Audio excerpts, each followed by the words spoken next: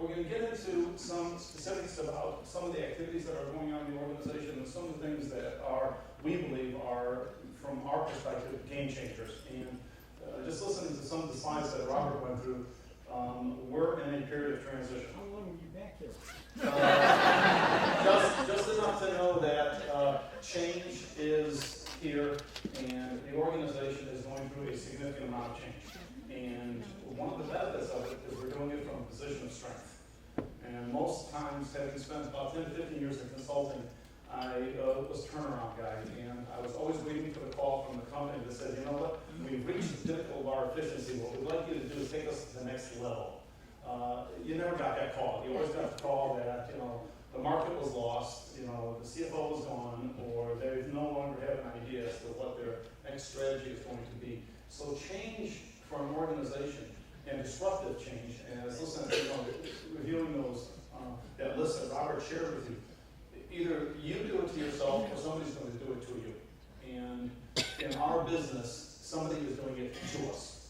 But in most respects, and in some organizations, you don't feel it until it's too late.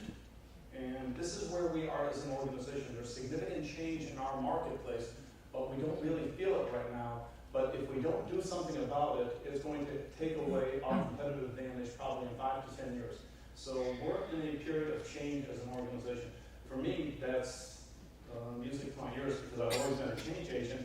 But I think when you see some of the challenges that we have as an organization, you'll recognize that collectively we have a significant opportunity, but a significant challenge as well.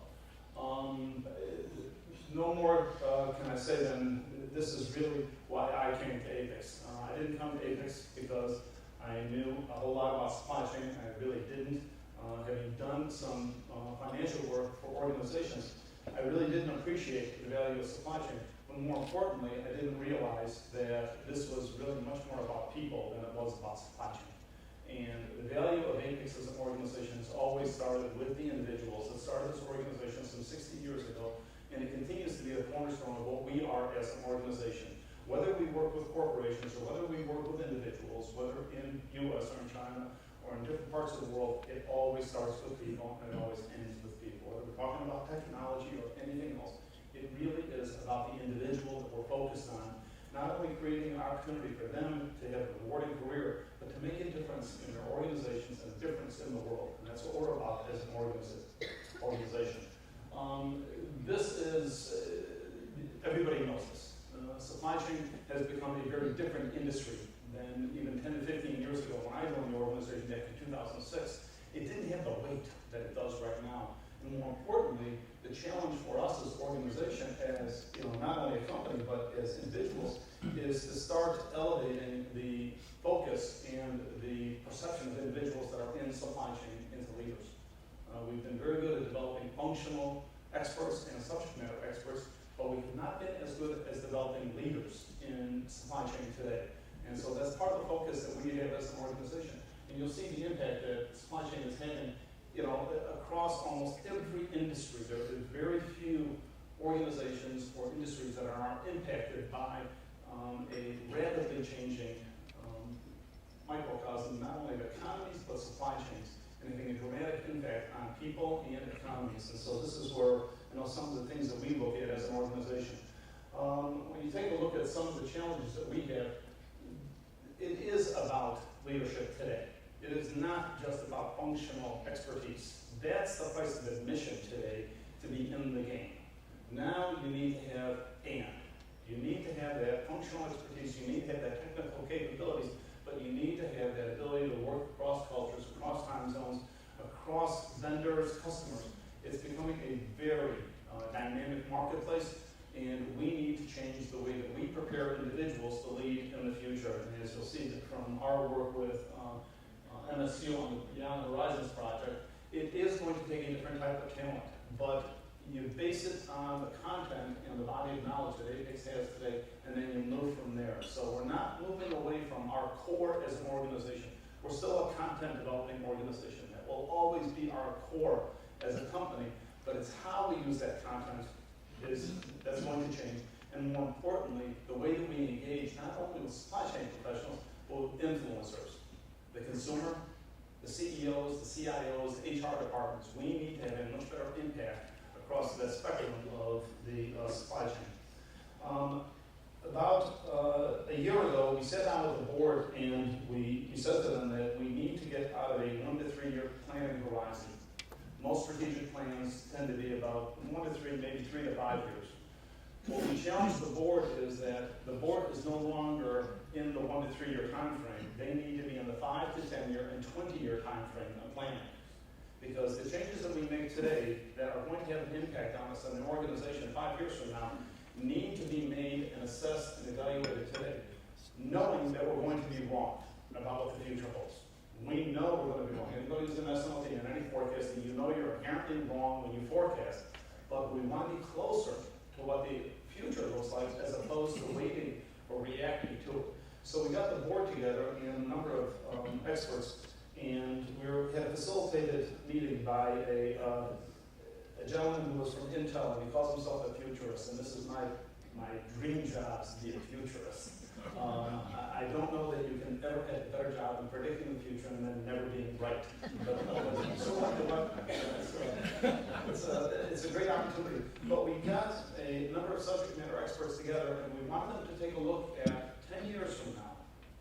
What does supply chain as an industry look like, and what are the impacts that we will face? These are some of the things that we focused on that came out of it, and that is the changes that are occurring in the marketplace today and are going to have an impact on us 10 years from now are some of the things that you're seeing here. First, there's a much greater movement to large urban populations. So that means larger cities with more individuals at different demographics. A lot of elderly as well as a lot of young individuals. You see the women in supply chain not only as professionals but consumers. Women drive supply chains. They drive the decision making for the majority of the products and services. And so we have to be attuned to the challenges that consumers are requesting or demanding. And where is this important? And that's visibility, transparency of supply chains. Whether we're talking about child labor, whether we're talking about slave labor, whether we're talking about conflict materials, it is coming to the point that there's an expectation that individuals have an understanding as to what's in their products, where it was made, when it was made, how did it get to that particular area or the consumer. And are we prepared for that as an industry to be totally transparent about everything that's in the supply chain? We believe APEX can be a conduit between organizations and the consumer as a trusted resource on supply chains. And so we want to position ourselves as a resource for consumers as well as a resource for supply chain professionals. So this dramatically changes what we do as an organization. Again, we're working with supply chain professionals, we're working with the companies, but yet the data that they have now, we can use as inventory and as an asset to inform and be a reliable resource for the consumer about what the impact of supply chain is. And it will make a difference. It may not make a difference to individuals in my sort of demographic, but I will tell you the millennials do care. And they do make decisions based on what is more appropriate or correct, as opposed to just blindly or accepting that the things that they're buying don't include or have not in some way damaged the environment or presented challenges for the labor workforce. So we think that we can have a role there, but it's dramatically changing what APEX does as an organization. You see technology, the growth of data, consumer demand for transparency. Just get into that a little bit. And then the rise of Africa. Having just come out of SAPEX, our partner down in South Africa, I can tell you that the opportunity exists for Africa to be a dynamic player in the supply chain in the entire world. However, there are a lot of political, there are a lot of infrastructure issues that need to be addressed. But again, we're taking a look at 10 years from now. We're not taking a look at 1 to 3 years, we're taking a look at 10 years. And if you want to get a sense of the impact of 10 years, think about China 10 years ago and think about China today. China 10 years ago was an exporter of consumer products and services.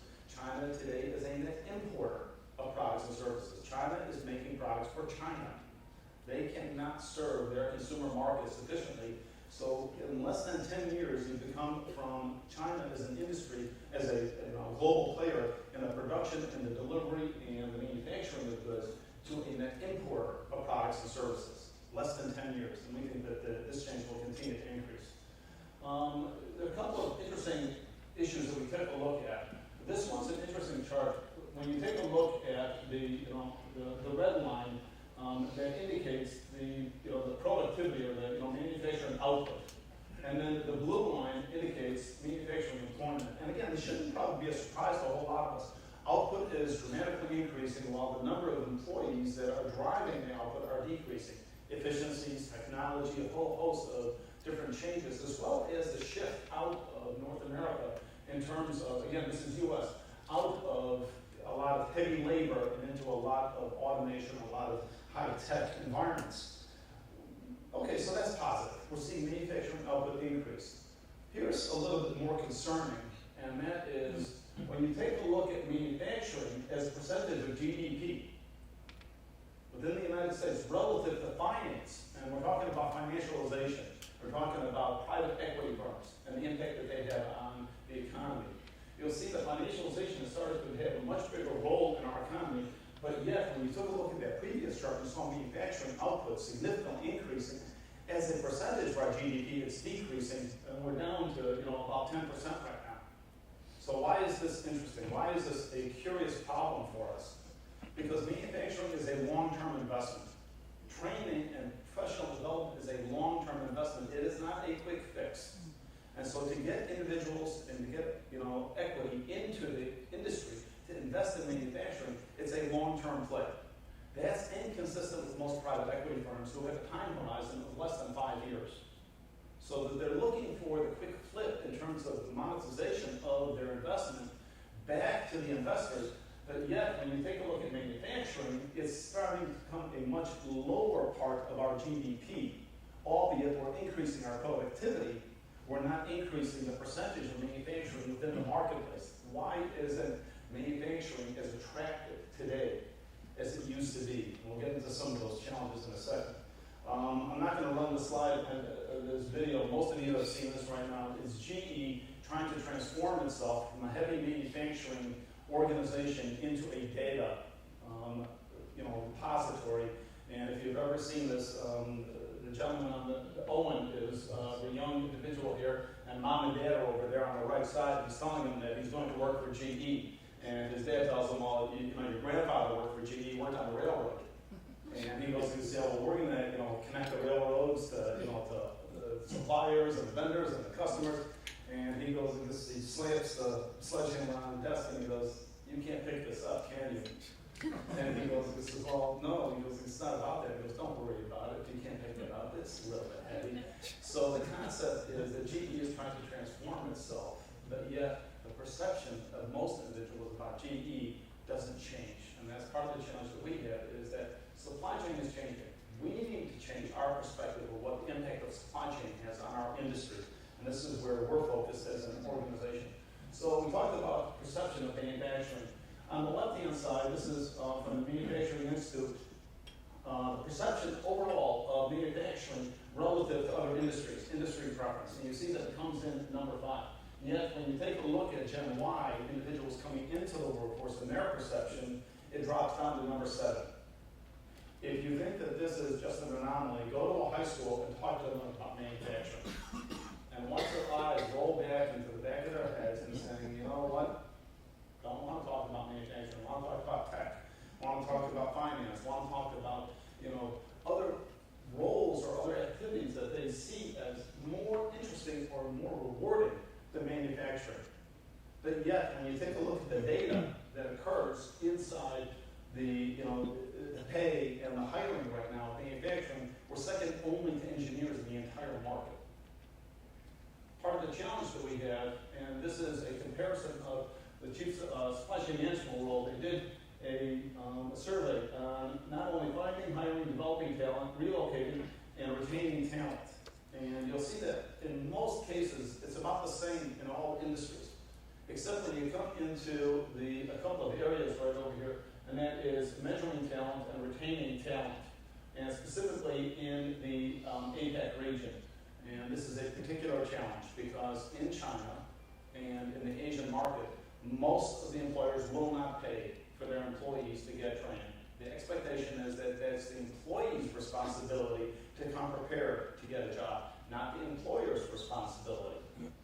So what you see here is the impact of poaching from one employer to another employer of trained individuals. So they're not hiring and they're not looking for, I mean, they're not developing their own talent. They're using the talent that's been developed by other organizations and they're paying more for them. And this is a significant problem because, as you'll see, and most individuals ask, why would I train them if I'm going to lose them? And a great quote came from Alan Milliken, who works for BASF, when he was asked by one of his bosses, if we train them and we lose them, we're going to be a net, a net deficit. Why do we invest if we're going to lose the people? And his response was, well, if you don't train them, you're going to keep them. Which do you want? Do you want an uninformed employee, or do you want to continue to invest in your employees and hope that they stay and recognize the value of an organization that commits to their professional development? So this isn't a challenge that has reared its head. It seems to have subsided within the U.S. and North America, but it is a problem in emerging markets, and that is the concept that organizations need to commit to ongoing professional development and not use it as a binary switch. You cannot turn it on and off. We talked a little bit about this before, about technical expertise. It's not enough. It's okay to get the job, but it's not okay to move up into your organization. And the expectation is that individuals now in supply chain have the skills, and I don't like the term soft skills because there is nothing soft about being a manager, and most of you recognize the concept here. This is advanced management skills that we're looking for. We're looking for individuals to move into the CSCO position, Chief Supply Chain Officer. We heard, sort of like unicorns, we heard that they're out there, but we haven't seen a whole lot just yet of the CSCO. We think it's coming, but part of the challenge is that it's not a very well-defined career path. I do this question in every presentation I do. Can I see a show of hands of how many people knew that this was going to be their job when they graduated college? Take a look around, folks. If you ask the questions of accountants, if you ask the questions of lawyers, if you ask the questions of financial advisors, you would get a very different response. We don't develop talent at the right level and the right pipeline to fill the demand that's out there in the marketplace. I will tell you that the response here is exactly the same, irrespective of where I ask this question, whether it's in South America, whether it's in China, whether it's in South Africa. It does not matter. It's the same challenge that we face across the globe. This is not a job of choice coming into colleges. And we need to change that perception of individuals wanting and desiring a career in ops or supply chain management. The opportunity is there, but we need to do something differently than we're doing today to develop a pipeline and into the future. So we're going to do a couple of things. First, let's talk about the challenges of hiring. This is by Gartner in 2011, and it has been validated a couple of times since. This is the difference between what organizations are looking for from their new hires versus what the individuals have. So what are their capabilities, what are the companies looking for versus what they have.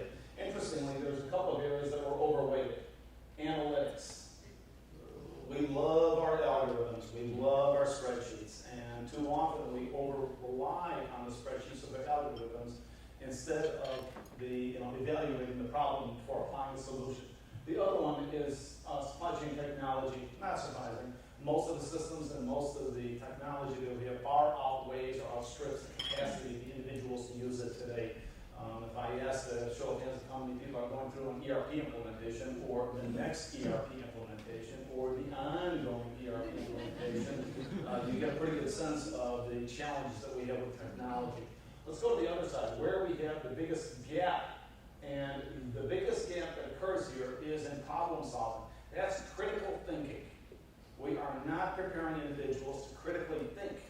And if you combine that with an over-reliance on analytics and an over-reliance on technology, you can get a sense of how big this problem is, that we're having individuals apply solutions where they don't know what the problem is with what they think the appropriate a solutionist. And so the challenge that most organizations have is in this problem solving, this critical thinking, the individuals that they're getting are not able to discern what the challenges or what the issues are before they apply solutions to it. And this is a significant problem. We're working with colleges, we work with a lot of academic institutions about enabling or sort of meeting the needs of the employer. Ultimately, that's what you need to satisfy is the employer, because they're the ones hiring the individuals. It's not about just theory, it's much more about the application. And this is where we believe APEX plays a significant role. The other area where the gap is real-world experience, and this one is always a curious sort of statement to me. How do you get real-world experience if you're not willing to give somebody an opportunity to get some experience? So you want it, but you don't want to pay for it. And so this is where the employers have to step up. Internship programs, rotation, mentoring opportunities. There are opportunities for employers to do so, but it requires an investment. And again, a long-term investment in your employees, not a short-term investment in your employees.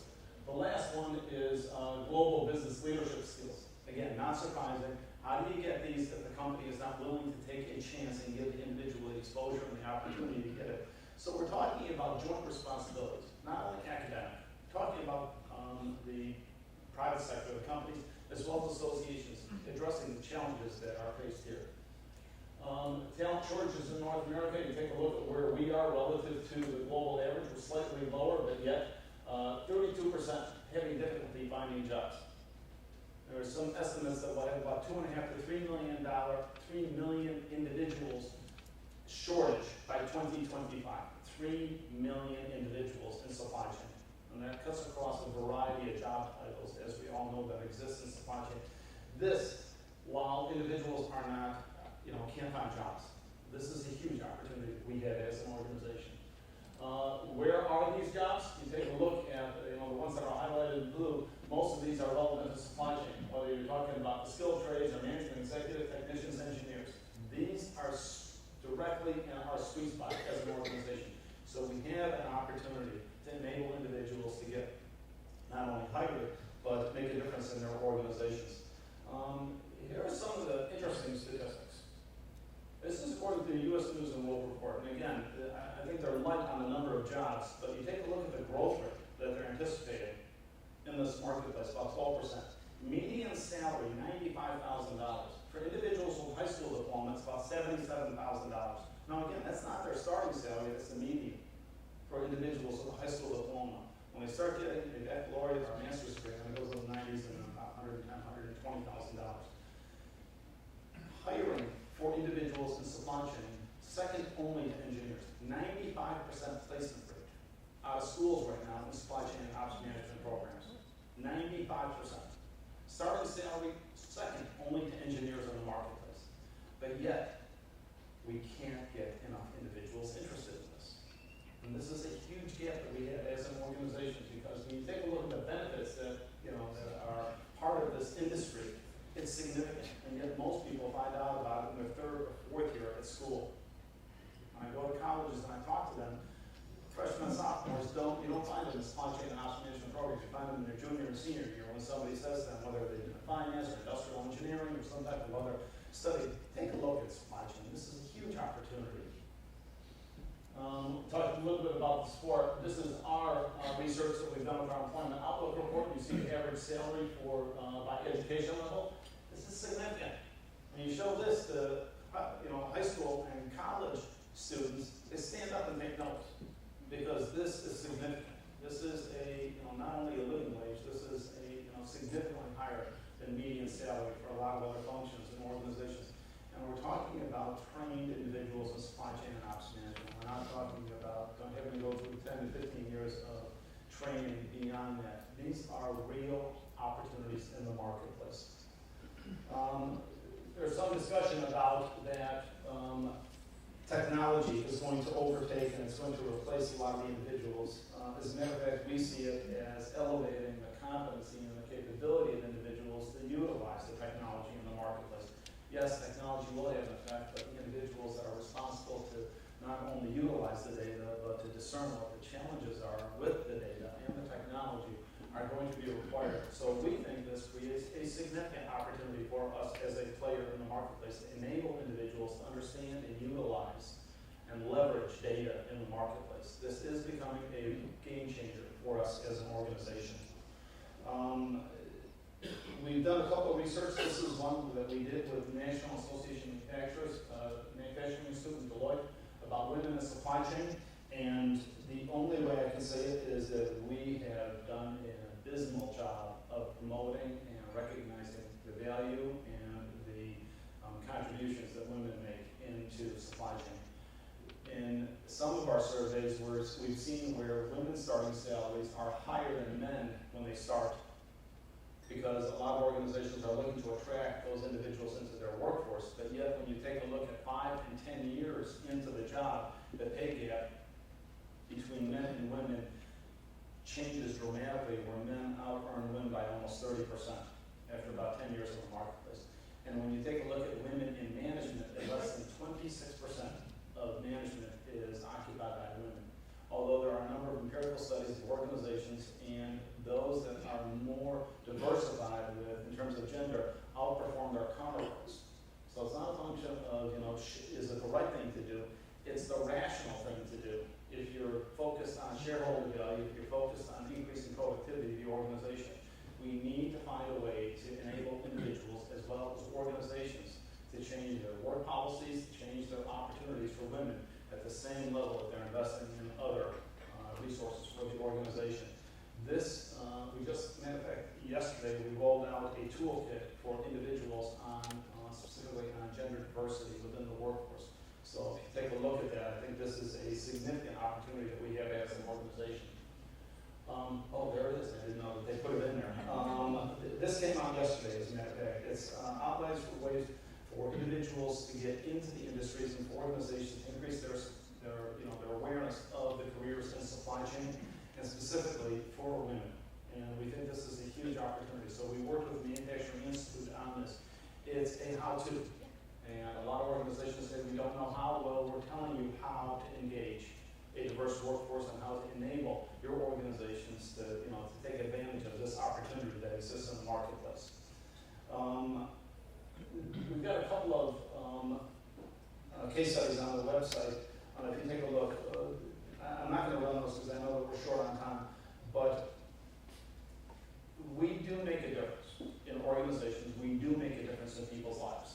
And whether you go to the GE case study or the McCormick case study or Ingersoll Rand, there are a number of case studies that are out there that I would encourage you to take a look at. They're free. You can take a look at it. The interesting thing is that the individuals engaging APEX are not at a senior leadership level in their organizations. They're not at the C-level. It's at a functional or at a managerial level, director, VP oftentimes. So we are not as relevant and we are not as a resource for the C-suite as we need to be. So part of our efforts are to engage and inform other participants in the supply chain. And so we talked a little bit before about, well, if we're changing in the marketplace, what are we going to do about it to fill the pipeline into the future? So there's a couple of initiatives that we have. The first one is a K-12 supply chain initiative. We are going into kindergarten, middle school, and high school to talk to individuals about supply chain. And if you think this is crazy, so do I. But this was, the program was developed by Intel, and it was a mom who had to explain to her daughter's class what she did at her job. And so she brought in the whole Intel team of their, the clean suits, and they talked about wafers and everything else. And they said, well, is that what you do? She goes, no, I do supply chain. She says, well, what is that?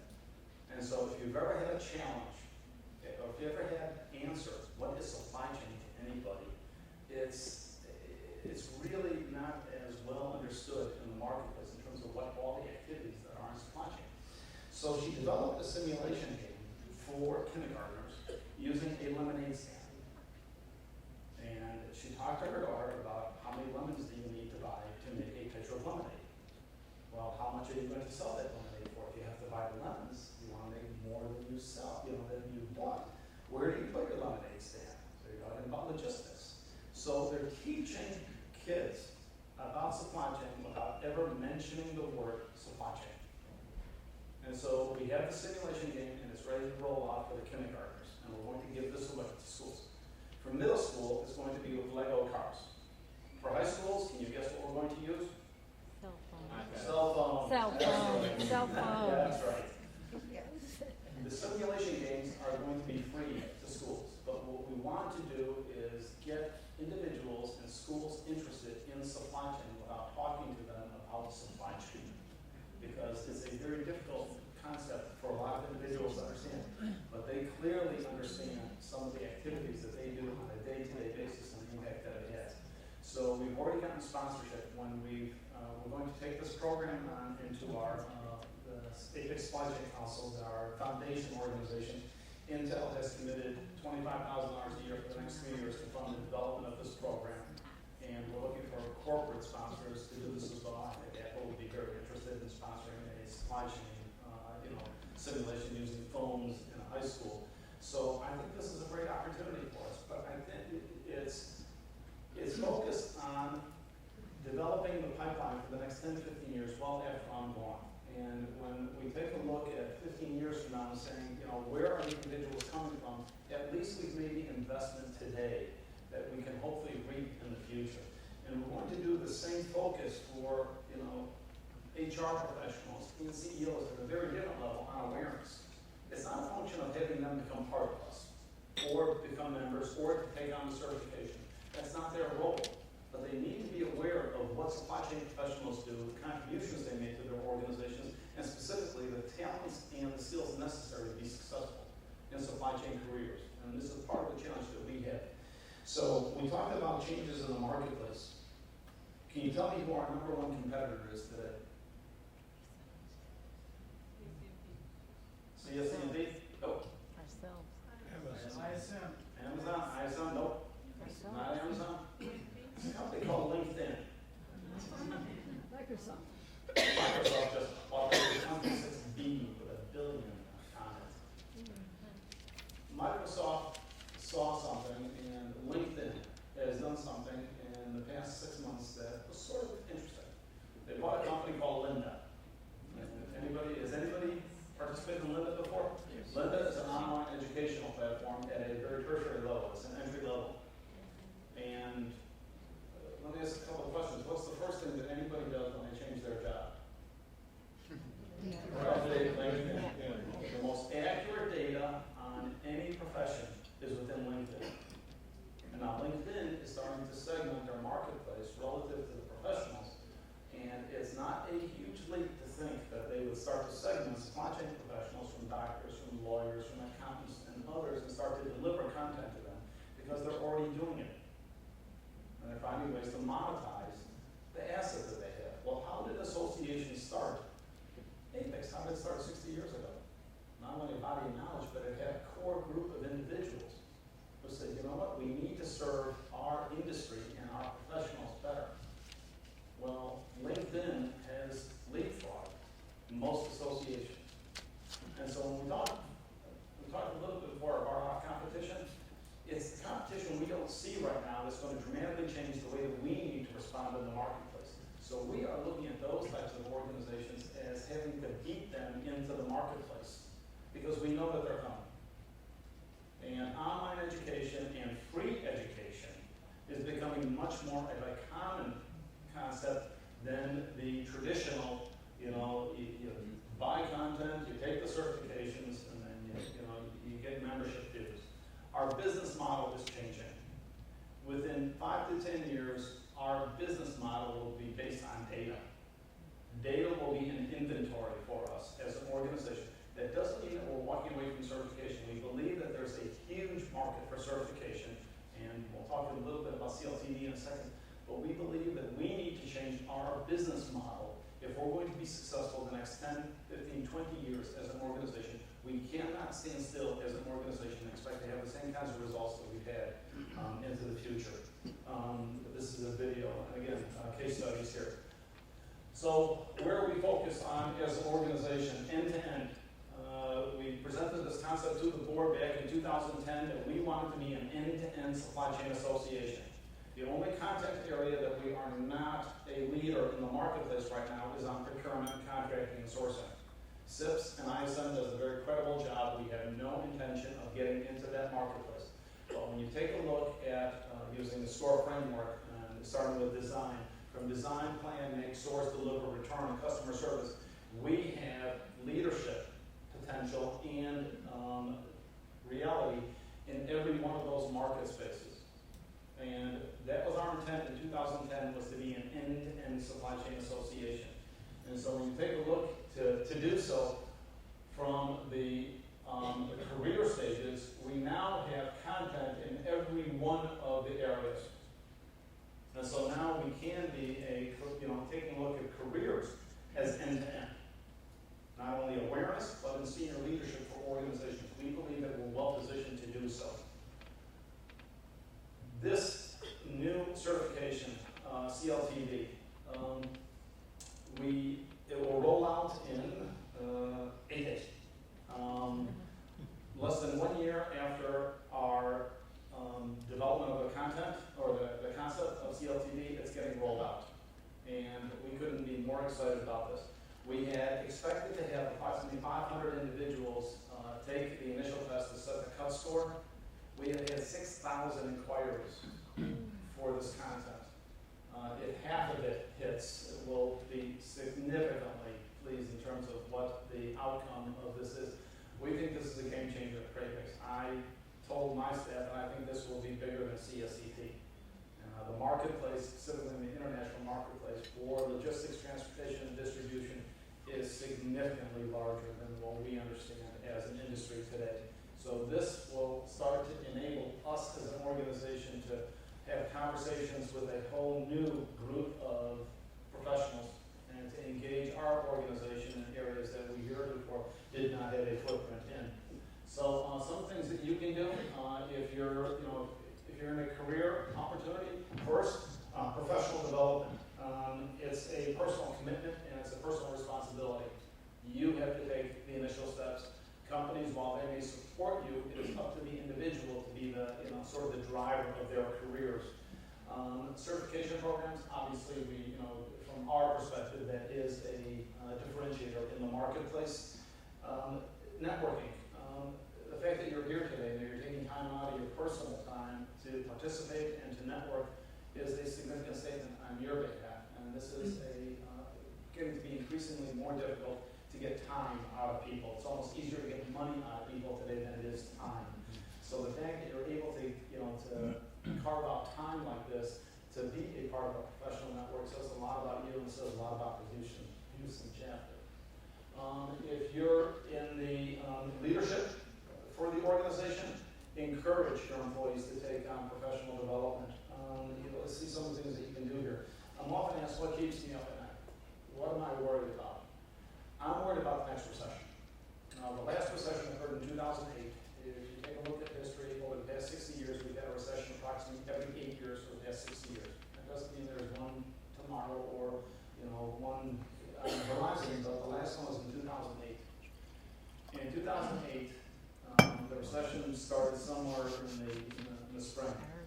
We made a couple of fantastic decisions at the same time. We decided to increase our dues by 46%, effective April 2008, at literally the inception of the recession. For 6 months, our membership grew. We would anticipate it in every recession. Professional responsibility on the individual steps up when corporations pull back, because individuals say, well, if the company's not going to invest and be concerned about me, I better prepare myself if I'm laid off or if I need to get a new job. So we increased dues by 46% and we increased membership for the first 6 months. In the last quarter of 2008, we lost 6,000 members. It had come to the point where individuals were making life decisions about education, about their living, their housing, and their food, and their kids, as opposed to professional development. We went down to 36,000 members in that time period. What keeps me up at night is when the next recession hits, what have companies learned from the last recession? Have they learned that professional development is not something that you can turn on and off at your whim? That employees see the commitment that you make to them, and they'll stay with organizations that are willing to commit. This is the perfect time for organizations to reinvest in their talent. What do they tell you? Almost every company is their number one asset. People. But yet, when the recessions hit, what do you invest in? Your number one asset? No, you cut back. You cut back on professional development. You cut back on membership. You cut back on a whole host of opportunities for individuals. So if you're going to walk the talk, then you need to invest in your employees irrespective of the market conditions. That's the perfect time to reinvest in your employees, is when the market is down, to show commitment to them so that they can show commitment to you.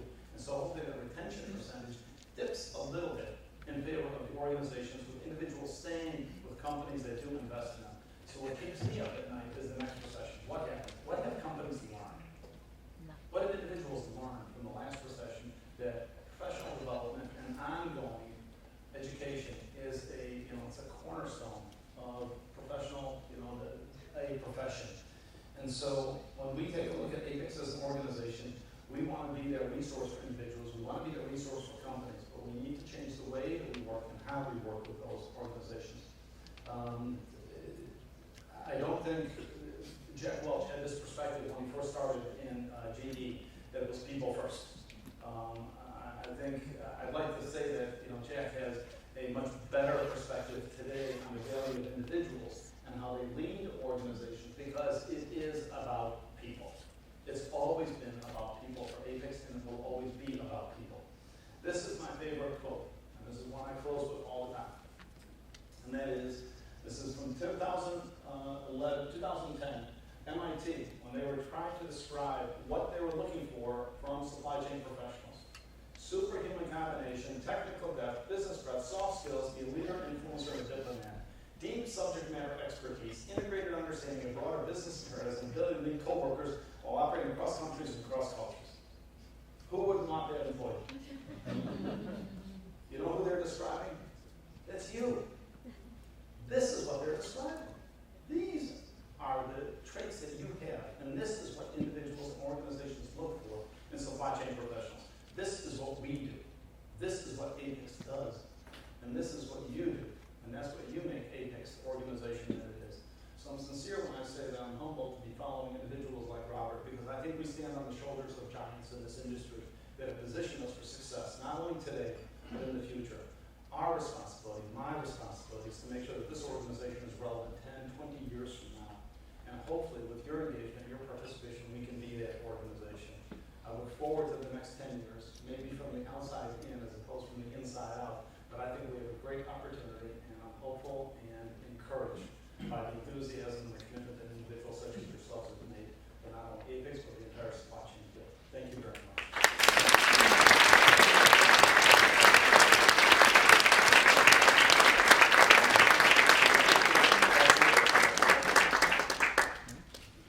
We have a couple of microphones for questions.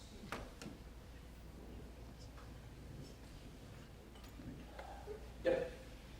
What is the, Wait for the microphone. I thought I was loud enough without it.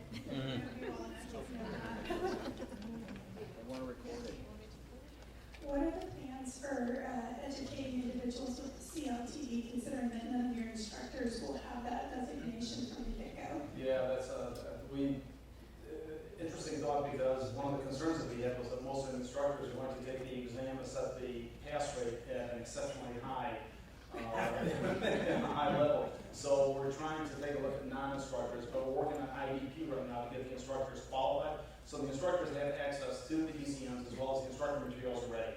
So they're getting prepared. We don't anticipate full courses to start until the fourth quarter of this year. So the first quarter, we're anticipating the first roll-up between July and October, November, when we set the cut scores.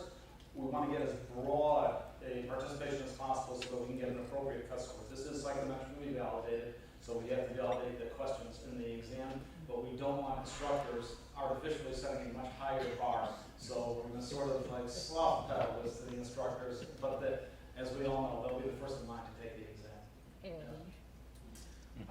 Eric over here. You mentioned it when you told the audience, asking those that were knew about supply chain, maybe I guess in high school. Yeah. Most people didn't know about it. So we kind of backtracked into supply chain, if you may. What is your advice for those of us that person, I'm an engineer, Yeah. and I kind of backtracked to supply chain. How do you grow in supply chain that you kind of came across, not just from the basic fundamentals, where you were a demand planner or something, you kind of came across at a little higher level, Yeah. and how do you grow and not lose the chance to be able to move up in the corporate ladder? Yeah, it's a great question because almost every company has a different requirement for progression in their organizations. Some require certification, some don't require certification. Some require them to get the knowledge, but they don't care about certification, which is personal for a lot of individuals.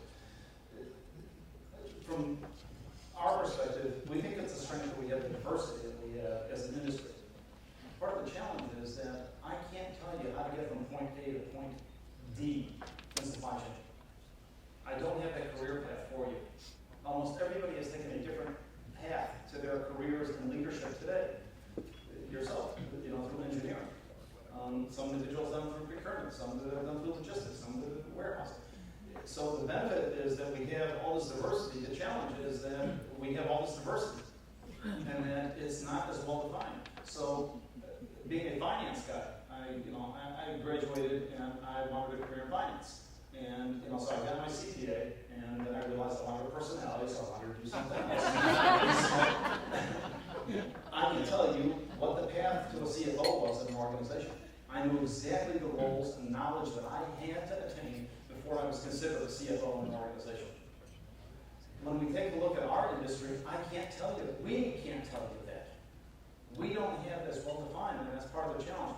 So the first thing that we're doing, we're working with a lot of other associates just on job titles within the industry. We don't even have job titles.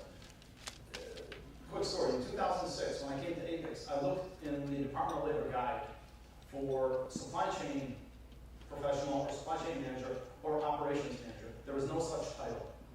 No such title in 2006. Called the Department of Labor and said, how do we get this in there? They said, it'll take 3 years. And I said, why? And they said, well, we have to validate the title, we have to ensure that this is consistent across industries, and we have to, do a whole host of research. 3 years. 3 years, we got the titles in there. And then right after that, we started on supply chain manager. So we got those in 2009 and 2010. We got them in there. In 2006, that was not even in the Department of Labor job codes. They weren't even tracked. So this, is a reflection of how much work that we have to do to, sort of explain the profession and what it is to individuals. And again, if I'm preaching to the choir here, every one of you has had to explain to somebody what supply chain is. It's like, you lose interest here. You can make up stuff and they believe it more than what you're talking about supply chain.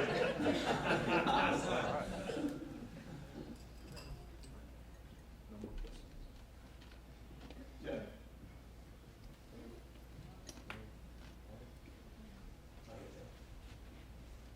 One area I saw. Hello?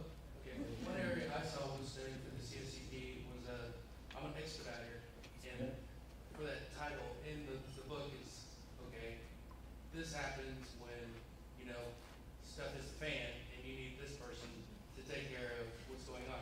The expediter role seems to be a lot larger than that than what the books entail. Yeah. It's almost being the supply chain, taking it from A to Z, A all the way to Z, Yep. beginning to end, and it touches all aspects, Yep. all the way to paying it, Yep. invoices. As soon as the PO's cut, I just could see it broader in the books. So the challenge that we have is that, and I'm going to use CPIM, I'm not going to use CSCP as an example. 5 exams to pass CPIM. 5 exams. What other professional industry requires 5 exams? None. Doctors? None. We make people jump through hoops to get their CPIM. So 2 years ago I asked our content, the committee, take a look at the content. Do we really need 5 exams? And so I'm pleased to say that we're going to be making a change to CPIM. And the proposal is going to the board next month in July. The challenge that we have is how much detail do you try to put in there relative to the certification that you have.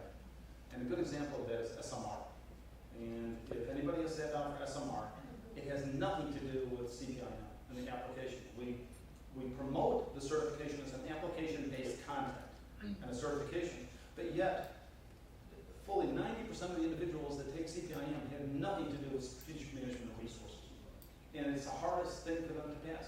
So we've got content in there that's not relative to the application of the job. And to your point, CSCP is intended for a much higher level position, managerial and supervisory, not at the tactical level. I would say that there are other content areas that are consistent with what you're looking for at a tertiary level, process level, but at a CSCP, the expectation is these individuals are managerial in their role and responsibilities and in their companies. So again, what's in it, I will tell you that it's one of the healthiest debates that you could ever participate at APEX in terms of what's included in the content and what isn't. But stay tuned for CPIM. One last question. Is working? Yeah. Okay. You mentioned Legos, and I understand about that company. Yeah. They do have a very interesting supply chain. Yeah. Have you been able to talk directly with them? Because half the year their manufacturing and supply chain runs at half speed. And the second half, because of the holiday season, it runs at full speed. And so they have a lot of different quirks in their supply chain. And that would be interesting for me to get to know a little bit more about them as well.